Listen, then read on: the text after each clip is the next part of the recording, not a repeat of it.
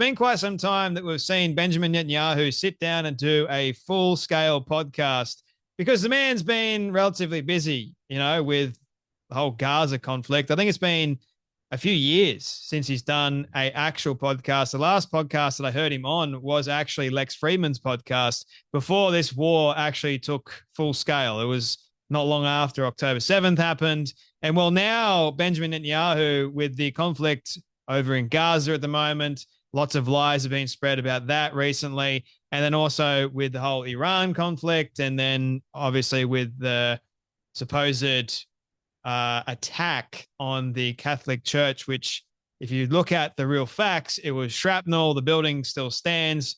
A few people were injured and some were killed. And obviously Benjamin Netanyahu is trying to get to the bottom of what actually took place.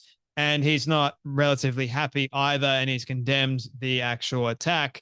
Then also with the attacks that are going on in Syria at the moment with the Druze and the Christians, it's about time that Benjamin Netanyahu sat down and did a podcast. And who did he do the podcast with? You may be wondering. The Nelk Boys. The Nelk Boys were originally a group of pranksters on YouTube. Years later, they transitioned into making high production vlogs. And now they host a pretty popular podcast, the Full Send podcast. They've had the likes of Trump on there and many, many others. So why not have the likes of Benjamin Netanyahu? It's really changing the atmosphere, because what we've been seeing of late is lots of young people don't know the truth of what's going on between Israel and Hamas at the moment, or Israel trying to free the people in Gaza. And lots of misinformation and even disinformation has been spread. Now, again, it would seem like loads of people absolutely hate Netanyahu's guts. They seem to think that he's a warmonger, whatever else. Now, regardless of what you think about Netanyahu, the man is trying to do, I guess, his best. And from what I have seen, his best, loads of people aren't happy with. And honestly, like, the guy has got a lot to deal with. Okay, you've got to give some credit, right, with the amount of hate this guy is getting from radicals, it would seem. But we've also got to understand that X is not real life. It would seem that the mainstream media hate Netanyahu's guts because of what's going on in Gaza at the moment. Lots of propaganda. But nevertheless, I think Netanyahu sets the record straight. And I know people are going to be angry at me for making this video. It's just the nature of the whole landscape of YouTube. But nevertheless, there is something very interesting that Netanyahu says during his conversation with the Nelk Boys. And here is an almost 3-minute long clip. Okay, so let's have a watch of it, and then we'll make some comments after it. Amazing feats of our soldiers and pilots. That's an amazing thing. It's good for America. It's good for the security of every single American. How do you feel about the Americans' opinion on Israel right now? Well, look, I think the broad segments of the American public support Israel, but I'm concerned that the young people in America, some of them are getting the wrong picture of Israel, vilification, demonization. You can feed them a lot of lies. So the only way you can fight lies is with the truth. How do you fight lies? You tell the truth. And you have to tell it as often and as, intensely as the lies that are leveled against you. And that requires an effort. It's like another battlefield, Mm. And I'm doing this podcast, among other things, to reach young people. Of course. You guys are pretty young. I mean, 30 years old. 30. 30. That's young. Yeah. What do you think the biggest misconceptions are about Israel? Well, first of all, they don't know what kind of an open society it is, how pluralistic. I mean, we live in the heart of the Middle East, okay? Iran is not that far away. In Iran, they hang gays by cranes. In Israel, probably Tel Aviv is one of the, the most open, liberal-minded city on earth. Israel is a high. We visited there, yeah. No, it's completely different. Our assistant's gay too. He had a good time. Well, you can vouch. Yeah, okay. No, we had all of it. So, look at that. How about women, okay? Women in Iran, they shoot the women. They shot this extraordinarily brave and beautiful woman. shot on the sidewalk because she showed too much hair. In Israel, women are, you know what? What women? I'll tell you what the difference is. Okay, so I had this young uh, uh, women officer in my military secretariat. You know, the prime minister has military secretariat, and usually has a general and it has staff assistants. One of the staff assistants was this young woman pilot, navigator, on leave from the Air Force to do this work in the Prime Minister's office. You know what she did now? She was flying over the skies of Tehran, attacking this horrible regime that tyrannizes the women in Tehran. That's the difference. The women there get shot on the sidewalk, and an Israeli woman pilot helps liberate Iran, quite the women of Iran. And boy, that's a big difference. And that's true of everything. It's true of nightlife. It's true of the startup nation, the incredible ingenuity and entrepreneurship, incredible freedom. Israel is a paragon of freedom. The only way to defeat lies is with the truth. There's been a lot of lies that have been spread, especially by the mainstream media, about Israel doing this, Israel doing that. Lots of it has been propaganda. You can propagandize or indoctrinate a lot of young people, especially when it comes to a lie. I mean, you can be the most honest, hardworking, kind person on the face of the earth, and you can literally be taken down by a simple lie. It doesn't take much, but lies are very destructive, and we've got loads of them in our society at the moment. And the only thing that can really combat it all is the truth. Now, when it comes to Israel, loads of lies have been spread about them currently. And well, it seems as if the majority of Americans support Israel and what Israel is doing. But a lot of young people, however, have brought into the lies. Lies are shifty. It was a lie that brought sin into the world, wasn't it?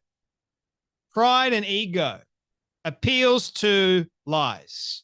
And guess what? If we're not careful, we can believe in very shifty, very simple lies that spread like wildfire. We call them the little foxes that spoil the vine.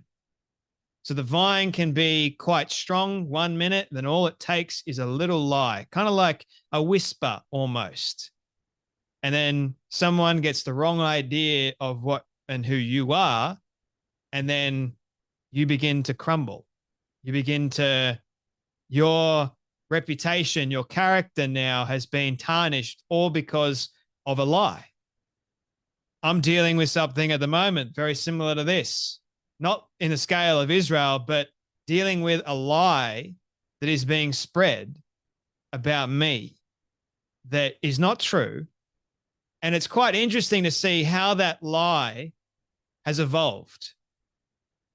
And what I've got to do is try and get the truth out there. And it's interesting to navigate that sort of landscape, and it's not easy. Believe it or not, it is not easy.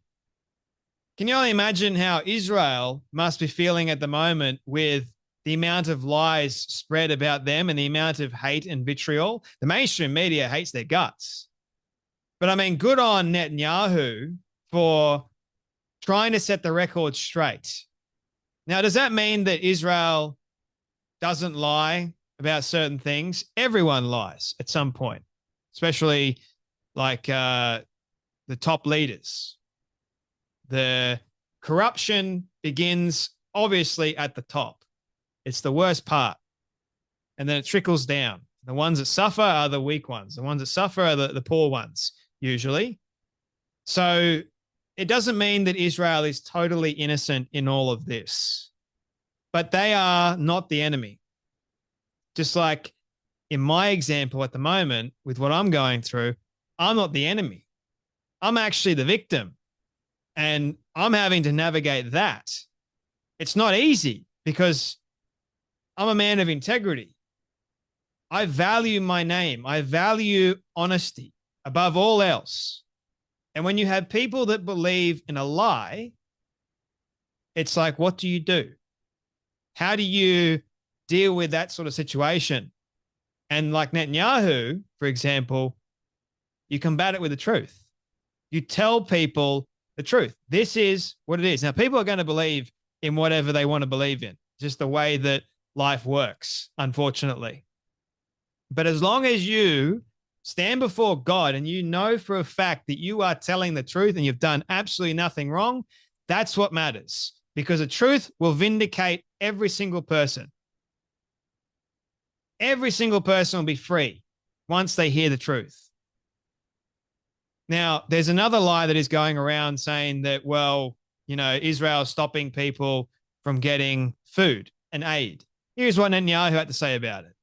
Why do they say Israel's like starving the people of Gaza? Well, because we're trying to get the food in, and we let food trucks in, and guess what happens when we let them in? Hamas steals the food, takes the good chunk for itself, then they jack up the prices, and then they sell the food to its population, to its hungry population, if they give them at all, and then use the money that they take from their own people to recruit more killers into their terror machine. So I want to touch on a few things Netanyahu said, not just in the first video, but the second one that I showed you about the food. So they let in the food trucks, they let in the aid, but Hamas steals it. They take it and they jack up the prices. That we know to be a fact. But the narrative is that Israel won't allow in any of the trucks.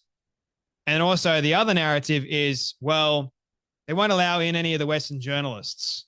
Okay, let's let in the Western journalists and see what Hamas does with them. Because I guarantee a lot of them won't be left standing. So there's that. But then there's also the other thing that Netanyahu touched on, which actually speaks close to home with especially what I'm going through at the moment. And it's like no coincidence that I'm watching this about truth. You got to fight it. You got to fight the lies just as hard as the lies are being spread with the truth. You got to fight the lie with the truth vehemently. It's another battle. And it feels like that. It really does. It feels like in many cases, you're all alone, even though you're actually not alone, but it feels like you are. So trying to vindicate your own name, it's not an easy thing to do, especially when the lie has been spread. It's like Chinese whispers, right? Always gets the last person. It's hard. I can only imagine, because I've made video after video about Israel currently. I can only imagine how Israel must be feeling. Everyone hates Israel, as it would seem, in the West. They're defending Islam. They're defending a death cult, all because of a lie. That's how easy it is. Candace Owens, Tucker Carlson, Dave Smith, a lot of them spread the lie. And it's like, again, the Douglas Murray thing, what are you feeding and why? Are you constantly feeding a lie? And if so, why are you feeding that lie? Is it for your own benefit or the detriment of a people group that you have no idea what that lie will do to them? Anyway, I think it's a good thing that Netanyahu went on this podcast. Like he said, he's speaking to 30-year-olds. I'm almost 30. I'm 30 next year. Speaking to young people so you can get the message out there that Israel's not the enemy. You can do a lot in Tel Aviv. It's like the gayest place on earth. You're free to do whatever you want, as it would seem. You're not free to do that in Iran. So people have got this massive misconception about Israel, how Israel is supposedly the enemy. They're not. Anyway, that's enough from me, but you guys take care, be blessed, and I'll see you all in the next video.